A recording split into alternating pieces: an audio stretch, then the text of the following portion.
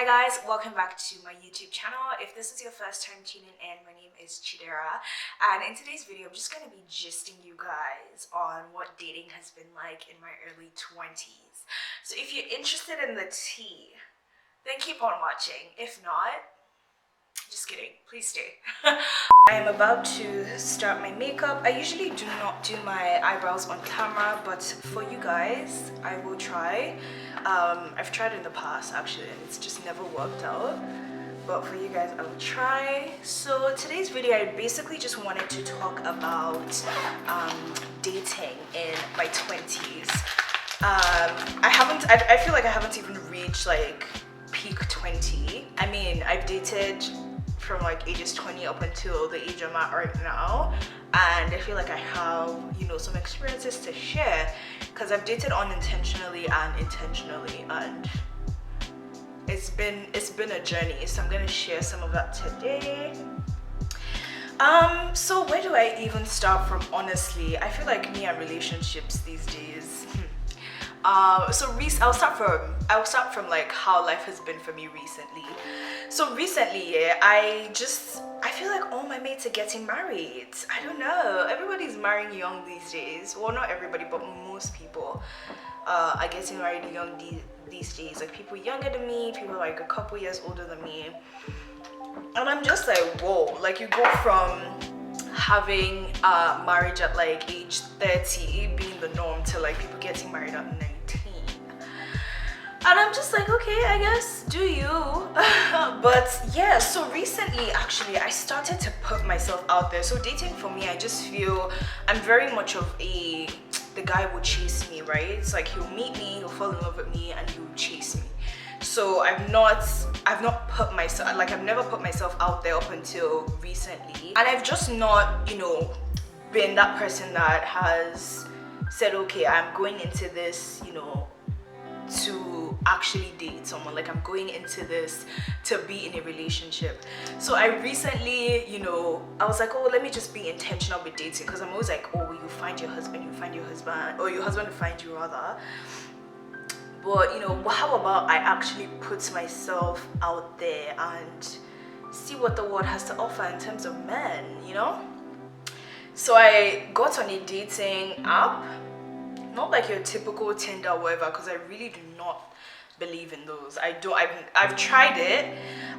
Actually, I haven't tried it because I just download the app, scroll, and then delete the app 2 seconds later, and I'm not even exaggerating. So I guess I've tried it in some way, but I don't want to meet someone that way. I don't want to meet my person that way. So I just like always believe they will find me somehow. It's not me, you'll find me. So yeah, I haven't been intentional. So recently I'm like, okay, let me actually take my time, my precious time, and actually go out there and find somebody, you know?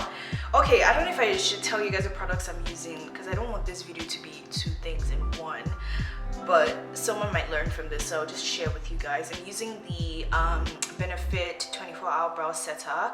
Ever since my friend did my grad makeup for me, I have fallen in love with this. It sets my brows in place and it just makes it so much easier to draw my brows. So I highly recommend. So yeah, what was I saying? Yeah, so I took my time. I'm like, okay, I'll actually put myself out there, and then I went on this app, and let me tell you guys that people are actually weird. People are actually weird on dating apps. It's so annoying. I don't know what it is. It's just like the guys I've been attracted to just somehow end up being younger than me, and I just wanted to not be in that space anymore. Like I wanted older guys for some reason, like guys in their 30s, literally. I wanted to see what that experience was like. But my thing is, I just didn't want somebody that was going to treat me as if I was dumb, or like treat me like a child. With the experience I had on the dating app, like I said, it's not your typical dating app. I don't want to say necessarily what dating app it is, but best believe I have deleted my profile because I can't. So yeah, the guys that I ended up finding on that app, I mean, it started off well. Like, it started off well. I did feel bad for talking to multiple people at the same time, but at the same time, I did it because when you're dating, you're not. I think for a long time, for a long time, I've had that mindset of like, or people generally have had that mindset of like dating and relationship are the same thing, but they're actually not. For me, anyways, dating is you're getting like that. That's the process of being in a relationship with someone. Like you're building, like that's that building stage. So I don't think that dating multiple people is necessarily a bad thing. It just depends. Like it depends on the gravity of the relationship. But obviously, before you get to a relationship, there's a stage you go through, which I think is dating. Makes sense. So yeah, I was talking to a couple people at the same time and just like trying to gauge who was giving me what needed to be gave. And let me tell you, I feel like men over 25 don't have game. Maybe it's the men that I'm talking to, Sha, I don't know, but I don't know. I just feel like you need to put in a little bit more effort, especially if you are at that age. Like for me, I think men in their 30s are looking to settle down. So I feel like their game should be, I don't know, a little bit much better than guys in their 20s. Because I feel like guys in their 20s just they don't know what they want. They do not know what they want. That's facts. But like guys in their 30s, I would just expect that, they have a little bit more game and just know what they want. But apparently that is not the case. For me, the experience that I've had with like men over 25 has just not been the best. And it just makes me think about, I don't know, I think it's so interesting how like at certain stages in your life you start to realize things about yourself. Like even in this dating stage, like online dating stage, I've just realized things about myself. Like I have very low tolerance for certain things. I will not tolerate it at all. I'm very, very aware. Like I can't just let anything slide, and especially because of past experience, I know what to look out for now. So like now when I see it from early on, I do not even make the slightest excuse for it. I'm gone. Like I will bounce. So it's just made me realize those things about myself, and I'm just like, yeah, I'm not going to stay for this. Like this is irritating. Like don't do this. Yeah, so I just feel like now my tolerance is so much, it's just like I'm very aware of what I want. I'm very aware of what I will not tolerate, and I don't make excuses for like this. I don't. Like once I see something I don't like, I'm like, yeah, it's not gonna work for me. So I keep it moving, I keep it pushing. That's what people say. Like I mentioned earlier, with past relationships, I now know what to look out for. So I'm more I don't know if prudent is the word. My mom just says that word so much that I'm like, I think it's such a big word and I just use it unprovoked. But I just feel like with past relationships, I just know what I want, like I've said before, and I know what I do not want, and I know what I will not tolerate. I believe that from my last relationship, there was a lot of things that I tolerated and there were a lot of things that I overlooked, and I felt after I left the relationship, my eyes were just open. Like it's so interesting how that happens. Like after a relationship, your eyes just get open to all the things that you actually went through, and you're like, yeah, thank God for saving grace, and thank God for wisdom to see things for what they are. But yeah, I'm just extra careful, and I'm at this point in my life where you're either in or you're out. You're either in or you're out. And one thing, I was talking to my friend on a road trip that we had earlier, and I was just telling her that I'm just not going to allow any one of the male species,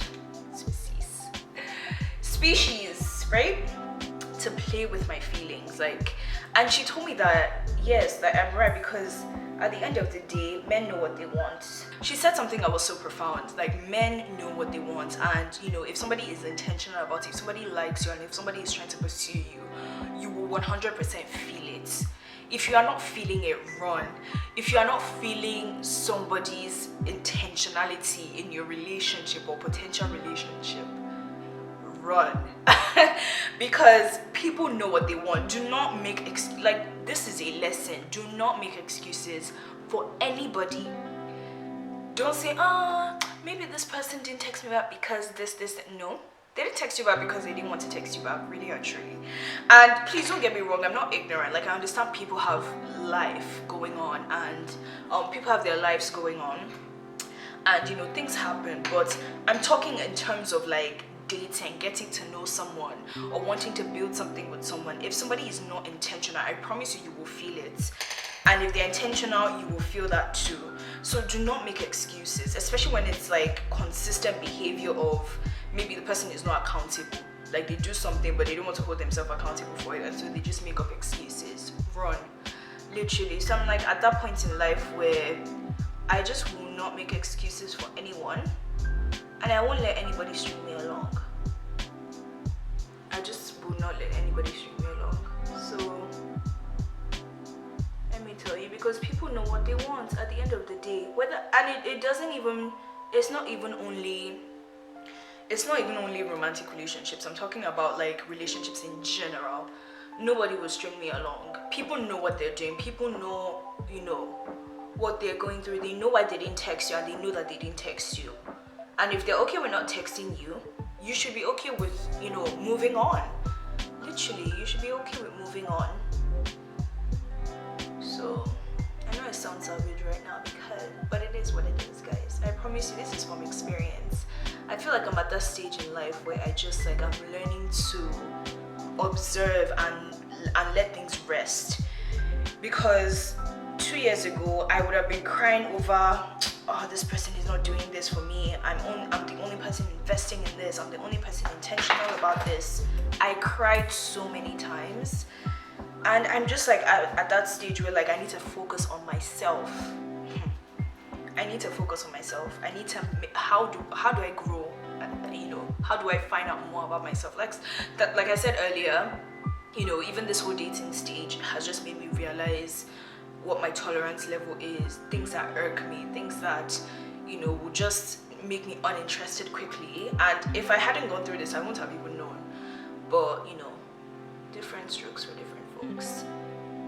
But yeah, sometimes you just have to focus on yourself and learn what makes you you, if that makes sense. So I don't know where I will go from here, honestly, guys, because I'm like, I've always been of that notion that my person will find me, and I think I'm just back to it. I'm back to, wherever they find me, they will find me. Because honestly, the thing is, it's so interesting, because I'm like, oh yeah, I want to date, I want to do this, but the thing is, where do I want to meet this person? Because I feel like in this stage in my life, this is just the stage of me realizing things and realizing like what my life can be. And I think now more than ever, I understand, when people say, oh, they want to be financially ready before they get into marriages and things like that.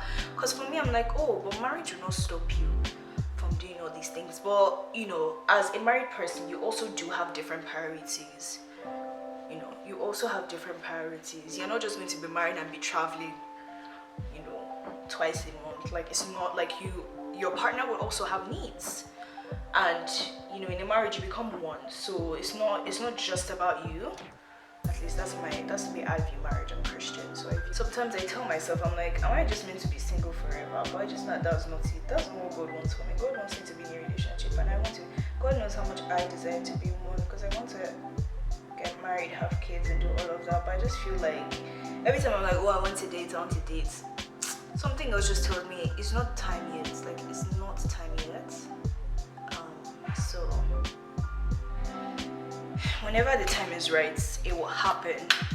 So I guess just a message to you out there, whoever is watching, like, know your worth. I think that's the biggest lesson for me, is know your worth, and like, don't make excuses for people. Don't settle. Literally, do not settle.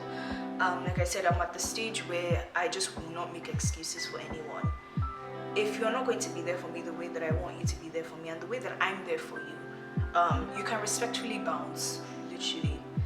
But I would say dating for me has just been an experience, like just every other thing in life, honestly. And I love a good experience. I love when life teaches me things.